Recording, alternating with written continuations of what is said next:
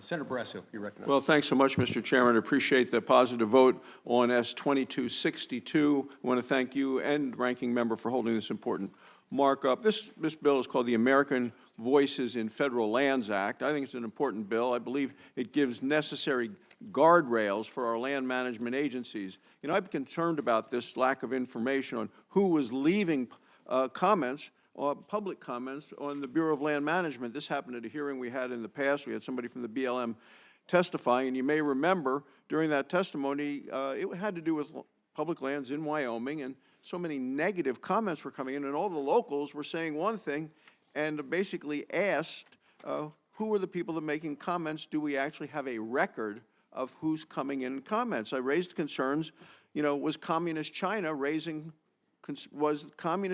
allowed to leave comments impacting how we use and manage our natural resources? And I wasn't able to get a response that said, oh yeah, no, we're checking in to see who was coming in with the information. We asked, you know, could AI be leaving them? Could bots be leaving them? And there was no record. They said, well, we had all these comments against it. And it was peculiar to the people of Wyoming when you saw the number of comments coming in, and at the same time, we hear reports of, you know, Communist China wanting to buy farmland, ranch land across the West, and it was just enough of an issue that I wanted to put together this piece of legislation to make sure that we know where comments are coming. We want every U.S. citizen or groups and organizations representing those citizens to have an opportunity to have their voice heard, and that's important. But I don't want to hear that AI or bots or foreign adversaries are the ones who are impacting our decisions, and these are important policies related to public land. So I thank you, Mr. Chairman, for bringing this to a vote today, and thank my colleagues for adopting it. Thank you, Senator Barrasso. Yeah. Senator Heinrich.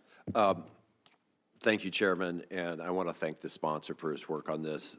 This bill has been described as an effort to prevent artificial intelligence and bots from submitting comments to Bureau of Land Management public comment processes. I think that's something we can all support as a goal.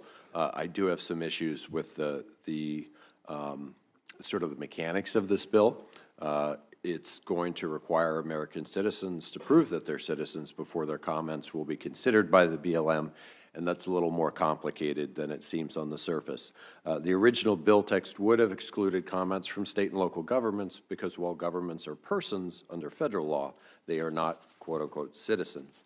The amendment that was just adopted fixed that for most corporations, but it still excludes tribal corporations incorporated under tribal law.